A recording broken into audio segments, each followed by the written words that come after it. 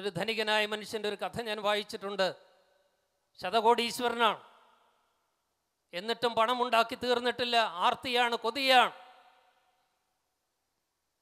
ഇഷ്ടംപോലെ കാറും ഇഷ്ടംപോലെ വീടുകളുമൊക്കെ ഉണ്ട്. ആ മനുഷ്യന് പെട്ടെന്നൊരു രാത്രി മാലാഖ പ്രത്യക്ഷപ്പെട്ടിട്ട് സന്ദേശം നൽകുകയാണ്, നീ നിമിഷങ്ങൾക്കുള്ളിൽ മരിക്കും, നിന്നെ എടുക്കുവാൻ ദൈവം തീരുമാനിച്ചിരിക്കുന്നുവെന്ന്.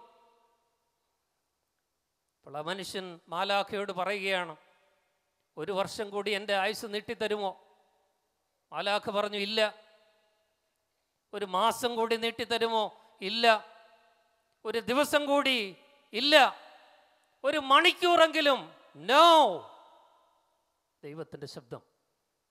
അവസാനം കേണപേക്ഷിച്ചു, മാലാഖേ, ദൈവത്തിൻ്റെ ദൂത, എനിക്കൊരു നിമിഷം തരുമോ? എനിക്കൊരു കാര്യം എഴുതി വെക്കാനുണ്ട് ഈ ലോകത്തിന് വേണ്ടി. ഗ്രാൻഡഡ്. ഒരു പേപ്പർ എടുത്ത മനുഷ്യൻ അവസാനത്തെ നിമിഷത്തിൽ ഇപ്രകാരം എഴുതി വെച്ചു, spend time with God and your dear and near ones. I could not even buy 1 hour from God with all my wealth. എൻ്റെ സഹോദരന്മാരെ, നിങ്ങൾക്കുള്ള സമയം ദൈവവുമായും നിങ്ങളുടെ പ്രിയപ്പെട്ടവരുമായും ചെലവഴിക്കൂ. ഇത്രയും പണമുണ്ടായിരുന്ന എനിക്ക് ആ പണം ഉപയോഗിച്ച് ദൈവത്തിൽ നിന്നൊരു മണിക്കൂർ പോലും വാങ്ങാൻ സാധിച്ചില്ല. പണത്തിൻ്റെ നിരർത്ഥകതകൾ, ദൈവത്തിന് തുല്യം പണത്തെ സ്നേഹിച്ചാലുണ്ടാകുന്ന അപകടം, ദൈവത്തിൻ്റെ സ്ഥാനത്ത് മറ്റ് പലതിനെയും വെച്ച് ആരാധിച്ചാലുണ്ടാകുന്ന ദുര്യോഗം. ലോകം മുഴുവൻ കീഴടക്കിയ അലക്സാണ്ടർ എന്ന മഹാനായ ചക്രവർത്തി, അദ്ദേഹം മരിച്ചപ്പോൾ നമുക്കെല്ലാവർക്കും അറിയാം, മരിക്കുന്നതിന് മുമ്പ് അദ്ദേഹം സ്നേഹിതരോട് പറഞ്ഞു, എന്നെ ഖബറടക്കുമ്പോൾ എന്നെ വെക്കുന്ന പെട്ടിയുടെ പുറത്തേക്ക് എൻ്റെ 2 കൈകളും വിരിച്ചിടണം. എന്തിനാണ് എന്ന് ചോദിച്ചപ്പോൾ അദ്ദേഹം പറഞ്ഞു, അത് കാണുന്നവർ ഈ ലോകം മനസ്സിലാക്കണം, അതിൽ കൂടി ഒരു സന്ദേശം. ഈ ലോകം മുഴുവൻ കീഴടക്കി വാണ മഹാനായ ചക്രവർത്തി അലക്സാണ്ടർ ഈ ലോകത്തു നിന്ന് യാത്രയാകുന്നത് വെറും കൈയോടെയാണ്. ഏണസ്റ്റ് ഹെമിംഗ്വേ, വിശ്വപ്രസിദ്ധനായ സാഹിത്യകാരൻ, അദ്ദേഹത്തിൻ്റെ മാസ്റ്റർ പീസ് എന്ന് വിളിക്കാവുന്ന old man and the sea. Ernest Hemingway അത് എഴുതിയത് ക്യൂബയിലെ ഹവാനയിലെ ഒരു ഹോട്ടൽ മുറിയിലാണ്. ഞാൻ അവിടെ സന്ദർശിച്ചപ്പോൾ ആ ഹോട്ടൽ മുറി കാണുവാനുള്ള ഭാഗ്യം എനിക്കുണ്ടായി. ലോകത്തിലെ ഏറ്റവും അറിയപ്പെടുന്ന വിശ്വപ്രസിദ്ധനായ ഹെമിംഗ്വേയുടെ മാസ്റ്റർ പീസായ old man and the sea എന്ന ആ കൃതിയുടെ സന്ദേശം നിങ്ങൾക്കറിയാം. സാന്റിയാഗോ എന്ന് പറയുന്ന മത്സ്യപിടുത്തക്കാരൻ, ആ മനുഷ്യൻ ഒരു കുട്ടിയുമായിട്ട് വഞ്ചിയിൽ, ബോട്ടിൽ മീൻ പിടിക്കുവാനായിട്ട് പോവുകയാണ് കടലിലേക്ക്. കടലിലിറങ്ങി മീൻ പിടിക്കുവാനായിട്ട് അദ്ദേഹം ചൂണ്ടയിടുന്നു. കുറെ മുന്നോട്ട് പോയപ്പോൾ ആ ചൂണ്ടയിൽ ഒരു വലിയ മത്സ്യം മുടക്കി എന്നവർ തിരിച്ചറിയുന്നു. വലിയ ഭാരമുള്ള ഒരു വലിയ മത്സ്യമാണ്. അതിനെ എങ്ങനെയെങ്കിലും വഞ്ചിക്കകത്തേക്ക് കയറ്റുവാനായിട്ട് ഭഗീരഥ പ്രയത്നം നടത്തുകയാണ്. പക്ഷേ ചൂണ്ടയിലുടക്കിയ ആ മീനിനെ ചുറ്റുമുള്ള സ്രാവുകളും വലിയ മത്സ്യങ്ങളും ആക്രമിക്കുന്നുണ്ട്. അതിൽ നിന്നൊക്കെ രക്ഷപ്പെടുത്തി ഈ മീനിനെ വലയിലാക്കണം, വഞ്ചിയിലാക്കണം എന്നുള്ള ആവേശത്തിൽ അവർ രാത്രി മുഴുവൻ പാടുപെടുകയാണ്. അവസാനം ആ സ്രാവുകളിൽ നിന്നൊക്കെ രക്ഷപ്പെടുത്തി ഈ മീനിനെ വഞ്ചിയിലേക്ക് കയറ്റുമ്പോൾ ഞെട്ടിപ്പോയി. ആ മീനിൻ്റെ മുള്ളുകൾ മാത്രമായിരുന്നു ബാക്കി, അസ്ഥികൾ മാത്രമായിരുന്നു ബാക്കി. ദശ മുഴുവൻ മറ്റ് മത്സ്യങ്ങൾ കൊണ്ടുപോയിരുന്നു. The old man and the sea. മർക്കോസിൻ്റെ സുവിശേഷം 8-ാം അധ്യായത്തിൻ്റെ 36-ാമത്തെ വാക്യം നമ്മൾ മുമ്പ് വായിച്ചല്ലോ. സന്ദേശം അതുതന്നെയാണ്. നിങ്ങൾ ലോകം മുഴുവൻ നേടിയാലും നിങ്ങളുടെ ആത്മാവിനെ, ജീവനെ, ദൈവത്തെ നഷ്ടപ്പെടുത്തിയാൽ നിങ്ങൾക്ക് എന്ത് പ്രയോജനം? ആർത്തിയുടെ സംസ്കാരം, പണക്കൊഴുപ്പ്, അതിനോടുള്ള അടങ്ങാത്ത കൊതി, ഇതെല്ലാം മനുഷ്യനെ എവിടെ കൊണ്ടെത്തിക്കുന്നു എന്നുള്ളതിന് സൂചനകളാണ്.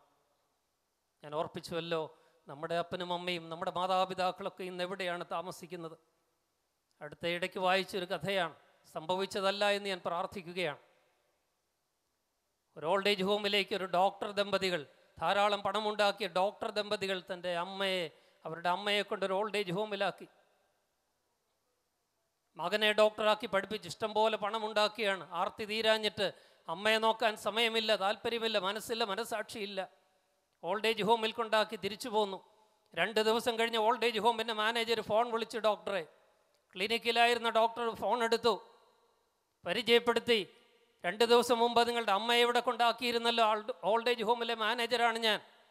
എന്തുണ്ട് സാറേ വിശേഷം? സുഖമായിരിക്കുന്നു. ഞാൻ വിളിച്ചത് നിങ്ങളുടെ വീട്ടിലെ വളർത്തുപട്ടി ഇന്നലെ ഇവിടെ എത്തിയിട്ടുണ്ട്, നിങ്ങളുടെ അമ്മയെ അന്വേഷിച്ചു. ആ വിവരം പറയുവാനാണ് വിളിച്ചതെന്ന് പറഞ്ഞപ്പോൾ ആ ഡോക്ടർ എക്സൈറ്റഡായി. ആ ആ ഡോക്ടർ പറയുകയാണ്, ഈ സുവിശേഷം എന്നെ അറിയിച്ചതിന് ഞാൻ താങ്കളോട് കടപ്പെട്ടിരിക്കുന്നു. ഇന്നലെ രാത്രി ഞാനും എൻ്റെ ഭാര്യയും ഉറങ്ങിയിട്ടില്ല. മോനേക്കാൾ സ്നേഹിക്കുന്ന പട്ടിയെ നഷ്ടപ്പെട്ട ദുഃഖമോർ. കണ്ടുകിട്ടിയല്ലോ, സന്തോഷം.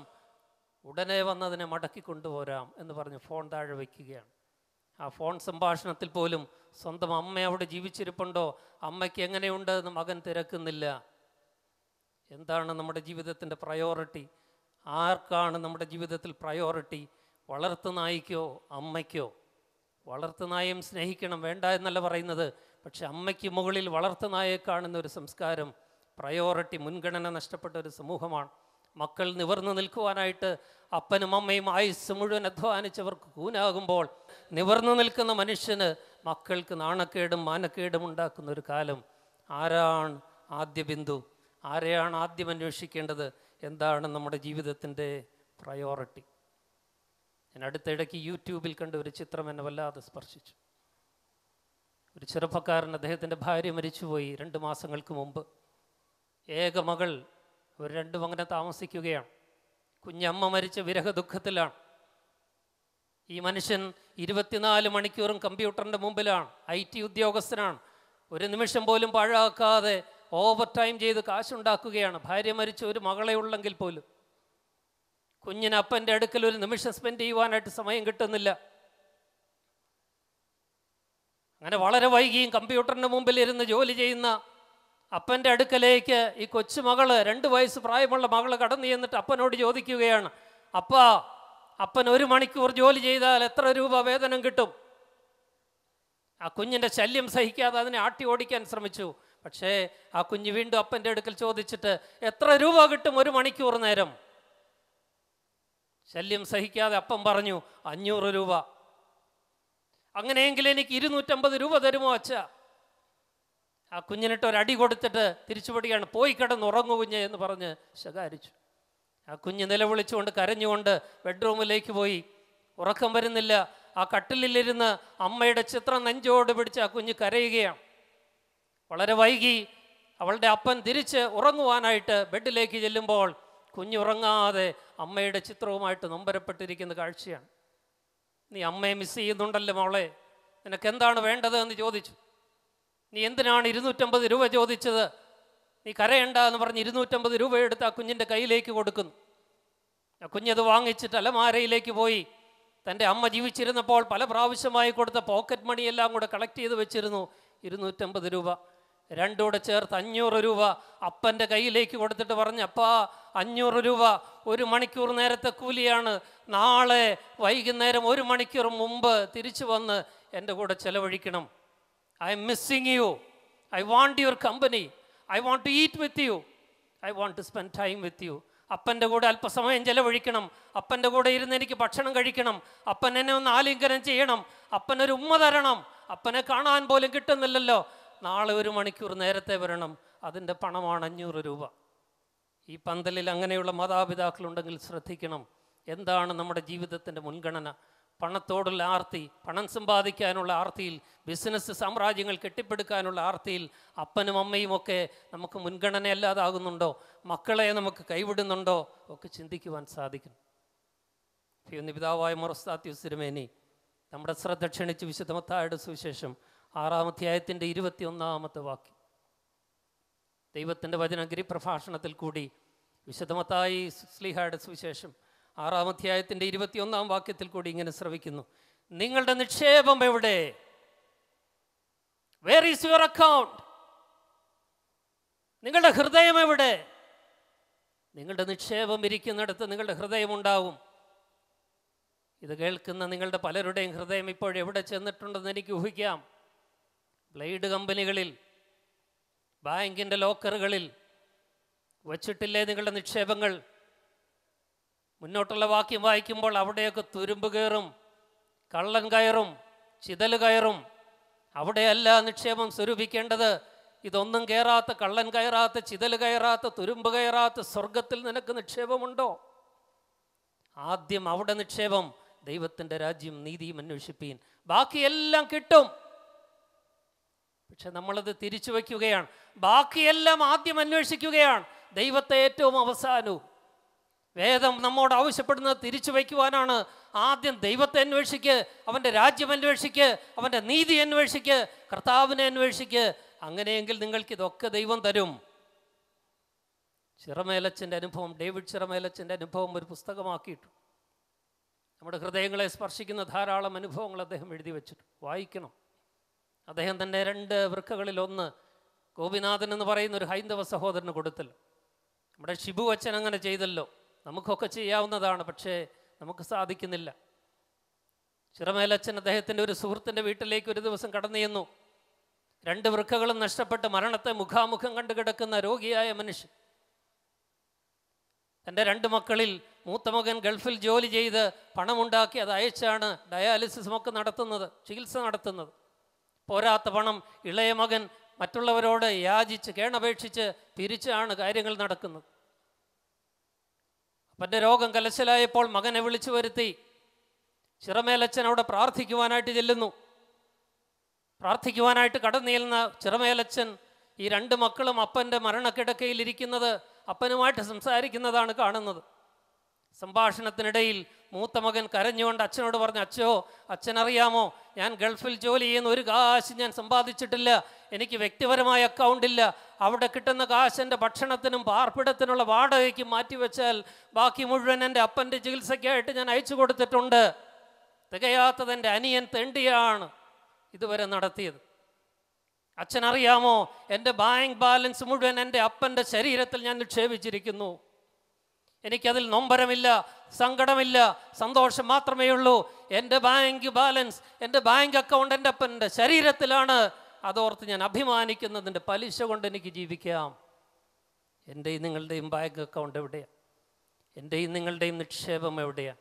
നമ്മുടെ ഹൃദയം എവിടെയാണ്? എനിക്കിവിടെ നിന്ന് പറയാൻ സാധിക്കും, ബുദ്ധിമാന്യമുണ്ടെന്ന് പറയുന്ന നേർബുദ്ധിയുള്ള, സൽബുദ്ധിയുള്ള, നിഷ്കളങ്കരായ 260ഓളം പാവപ്പെട്ട കുഞ്ഞുങ്ങളുടെ ജീവിതത്തിൽ എനിക്കൊരു ഡെപ്പോസിറ്റ് ഉണ്ടെന്ന്, നിക്ഷേപമുണ്ടെന്ന്. അത് ദൈവം മാനിക്കുമെന്നും അറിയാം. നമ്മുടെ മുൻഗണനകളെ ഒന്ന് മാറ്റിമറിക്കുവാനായിട്ട് നമുക്ക് ശ്രമിക്കാം. വേഗം പറഞ്ഞു പോകട്ടെ, 10 നിമിഷം കൊണ്ട് എൻ്റെ വാക്കുകൾ അവസാനിപ്പിക്കും. ഇന്ന് വേറെ ചിലർ അങ്ങനെയുള്ളവർ ഈ പന്തലിനുള്ളിലില്ല എന്ന് ഞാൻ പ്രതീക്ഷിക്കുകയാണ്. വേറെ ചിലരുടെ പ്രഥമ പരിഗണന, മുൻഗണന ദൈവമല്ല, ക്രിസ്തുവല്ല, മറിച്ച് മദ്യമാണ്, ലഹരിയാണ്. ആദ്യം അന്വേഷിക്കുന്നത് മദ്യമാണ്, ലഹരിയാണ്. ക്രിസ്മസ് ആഘോഷിച്ചവരിവിടെ ഇല്ലേ? ഇന്നത്തെ പത്രം വായിച്ചപ്പോൾ ഞാൻ ഞെട്ടിപ്പോയി. എനിക്ക് ദുഃഖമുണ്ടായി, കുറ്റബോധമുണ്ടായി. ഞാൻ താമസിക്കുന്ന സ്ഥലത്ത്, തിരുവല്ലായ്ക്കും പരുമലയ്ക്കും ഇടയ്ക്ക് വളഞ്ഞവട്ടമെന്ന് പറയുന്ന ഒരു സ്ഥലത്താണ് ഈ വർഷം ക്രിസ്മസിന് ഏറ്റവും കൂടുതൽ മദ്യം വിറ്റതിൻ്റെ റെക്കോർഡ്. എൻ്റെ ജീവിതം ഒരു പരാജയമല്ലേ? എൻ്റെ മിനിസ്ട്രി ഒരു പരാജയമല്ലേ എന്ന് ഞാൻ സ്വയം ചോദിച്ച നിമിഷം 60 ലക്ഷം രൂപ ഒരു രാത്രി കൊണ്ട് ഔട്ട്ലെറ്റിൽ വിറ്റുപോയി മദ്യം. സർവകാല റെക്കോർഡാണ് കേരളത്തിൽ ഈ വർഷം ക്രിസ്മസ് ആഘോഷത്തിലെ മദ്യവിൽപ്പനയിൽ. എന്താണ് നമ്മുടെ ആദ്യത്തെ പരിഗണന? ആദ്യം നമ്മൾ അന്വേഷിക്കുന്നത് ആരെയാണ്? എവിടെയാണ് നമ്മുടെ പ്രയോറിറ്റി? ക്രിസ്തു എവിടെ? സംഭവിച്ചതല്ല എന്ന് ഞാൻ വിചാരിക്കുകയാണ്. അടുത്തിടെ പറഞ്ഞു കേട്ടൊരു കഥയാണ്. 3 പേര് ക്രിസ്മസ് ആഘോഷിച്ചിട്ട്, നന്നായി ക്രിസ്മസ് ആഘോഷിച്ചിട്ട് ഒരു ഓട്ടോ പിടിച്ച് വീട്ടിൽ പോകാനായിട്ട്. നിങ്ങളിത് കേട്ടിട്ടുള്ളതായിരിക്കാം. ഓട്ടോക്കാരനോട് വീട്ടിൽ പോകേണ്ട സ്ഥലമൊക്കെ പറഞ്ഞു കൊടുത്തു. ഇത്ര രൂപ ആകുമെന്ന് അവർ തമ്മിലൊരു ധാരണയായി.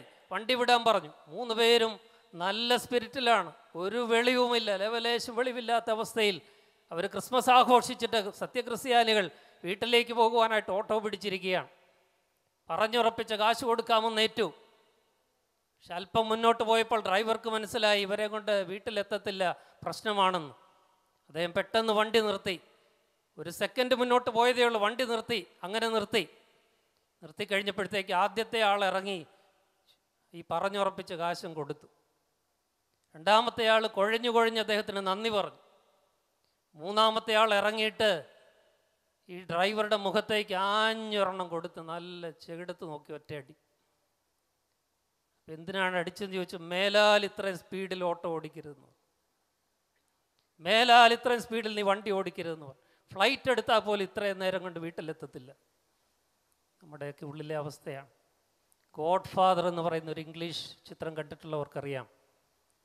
അതിലെ നായകനും ഒരു കർദിനാളും തമ്മിൽ സംസാരിക്കുന്ന ഒരു രംഗമാണ്. അവരിങ്ങനെ സംസാരിച്ചു കൊണ്ടിരിക്കുമ്പോൾ ഒരു കുളത്തിലെ ഒരു കല്ല് ഈ തിരുമേനി എടുത്തിട്ട് ഈ നായകനെ കാണിച്ചിട്ട് പറഞ്ഞു, നോക്കൂ ഈ കല്ലിൻ്റെ അവസ്ഥ. എത്രയോ വർഷങ്ങളായി ഈ വെള്ളത്തിനകത്ത് കിടക്കുന്ന കല്ലാണ്. കല്ലിൻ്റെ മുകളിൽ അല്പം വെള്ളമുണ്ടെന്നല്ലാതെ ഈ കല്ലിനകത്ത് ഒരു തുള്ളി വെള്ളം പോലുമില്ല.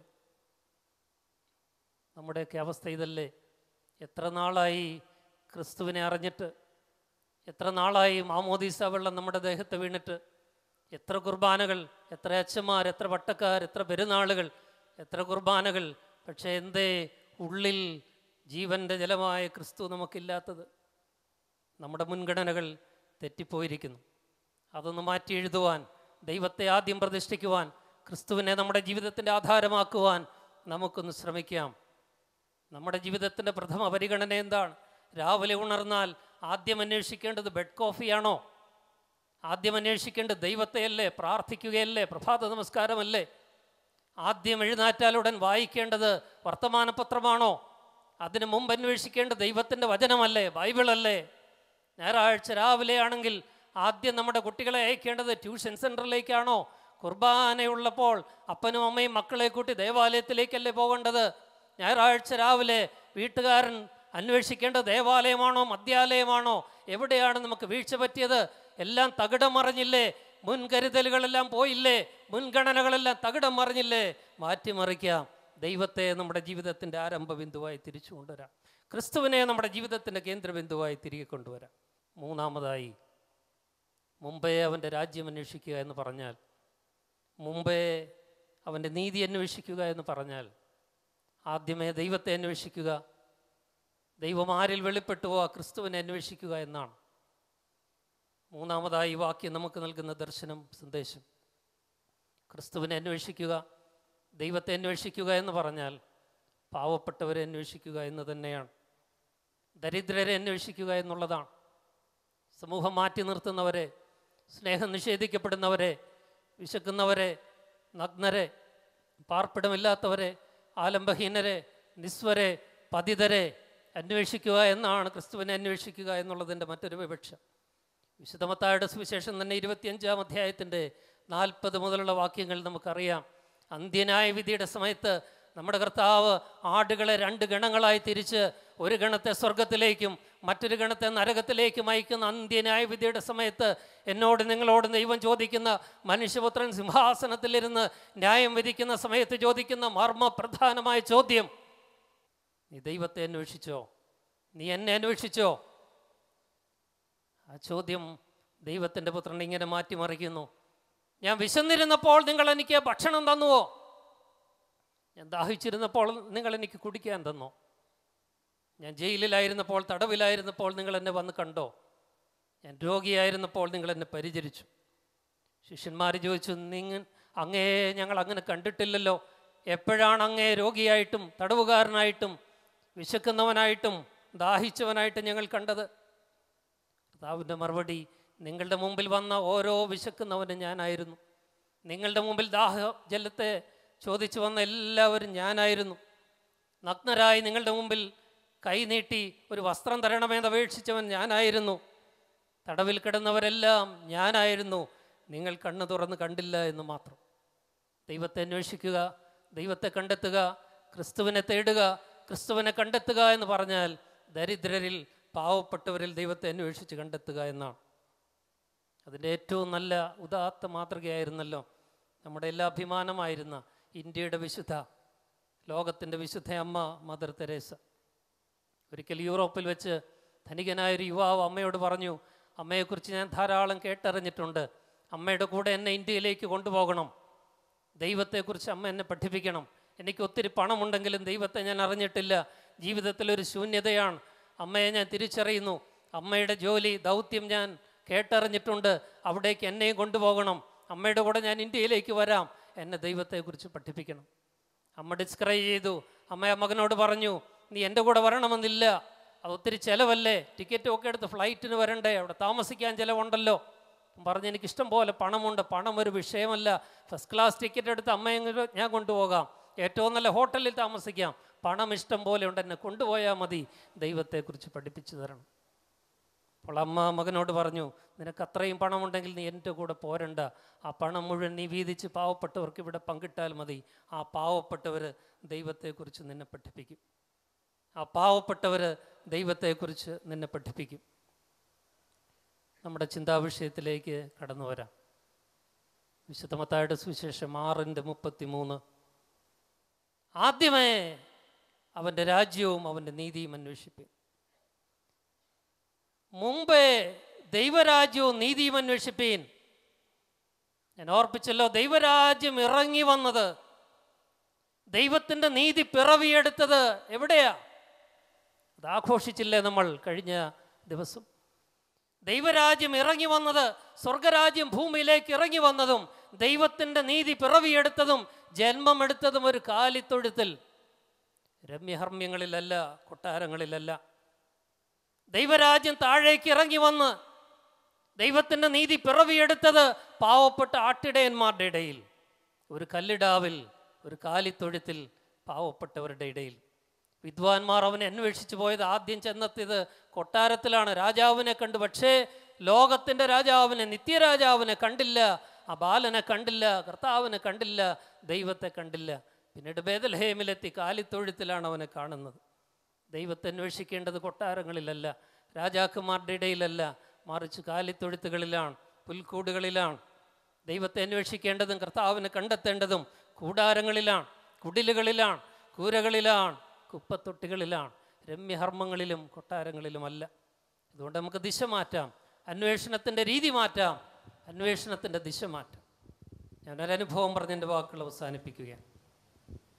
ഞാൻ സോഷ്യൽ മീഡിയയിൽ ആ അനുഭവം കഴിഞ്ഞ ദിവസം പങ്കുവച്ചത് നിങ്ങൾ ചിലരെങ്കിലും ശ്രദ്ധിച്ചു കാണും. ഈ വർഷത്തെ എൻ്റെ ഏറ്റവും അർത്ഥവത്തായ ക്രിസ്മസ് ആഘോഷമല്ല, ക്രിസ്മസ് ആചരണം.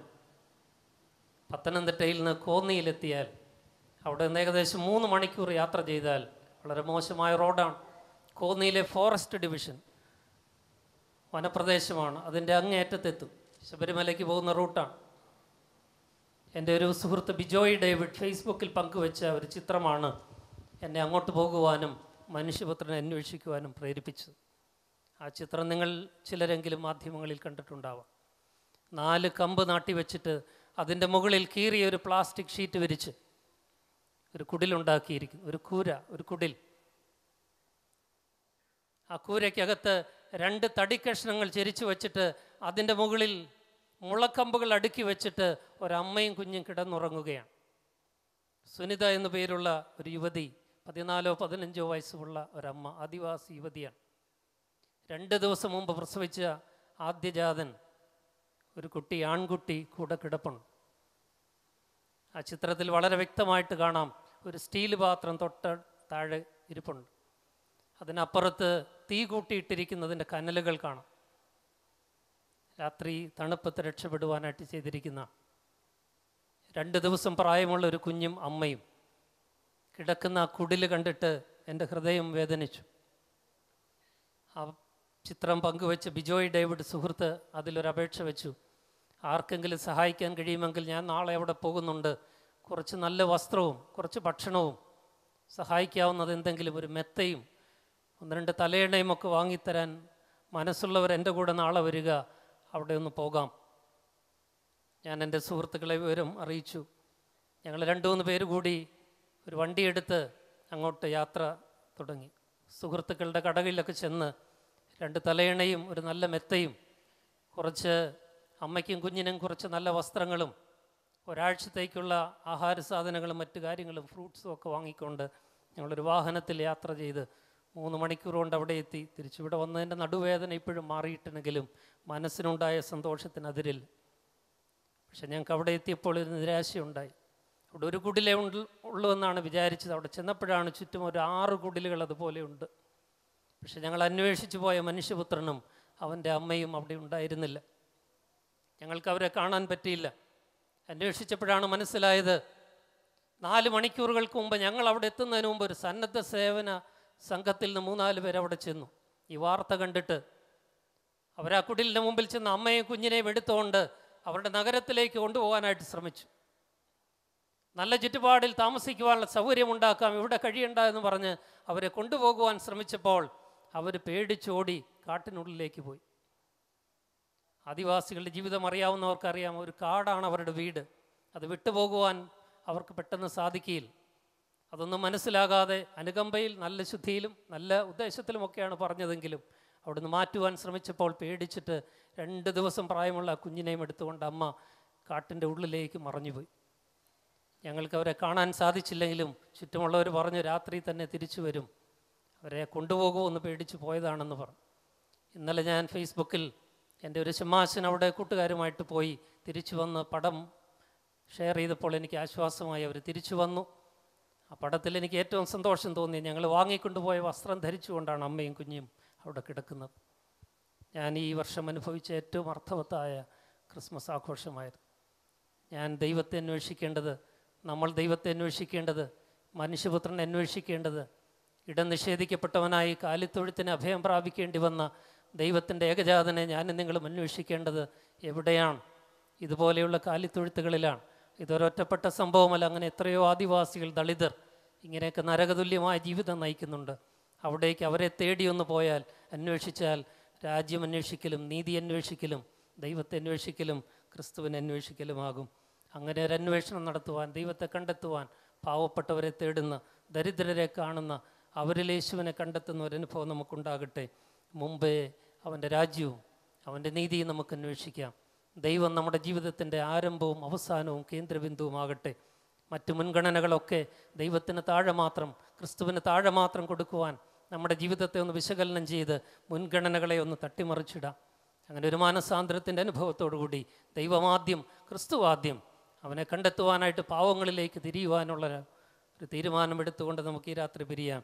ഒരിക്കൽ കൂടി ദൈവം കൃപ തന്ന്, ശക്തി തന്ന് വചനം സംസാരിക്കുവാനായിട്ട് അനുവദിച്ച കൃപയോർത്ത് ദൈവത്തെ വീണ്ടും സ്തുതിക്കുകയും വർഷങ്ങളായി തുടർച്ചയായി എന്നെ ഇവിടെ നിൽക്കുവാനായിട്ട് എന്നെ അനുഗ്രഹിക്കുന്ന ശ്രേഷ്ഠ കാതോലിക്ക ബാവ തിരുമനസിൻ്റെ തൃപ്പാദങ്ങളിൽ ഒരിക്കൽ കൂടി നന്ദിയും കടപ്പാടും സ്നേഹവും ഭക്തി ആദരവുകളും സമർപ്പിച്ചുകൊണ്ട് നിങ്ങൾക്കെല്ലാവർക്കും ഒരു പുതിയ വർഷത്തിൻ്റെ നന്മകൾ ആശംസിച്ചുകൊണ്ട് എൻ്റെ വാക്കുകൾ അവസാനിപ്പിക്കുന്നു. ദൈവം നമ്മെ അനുഗ്രഹിക്കും.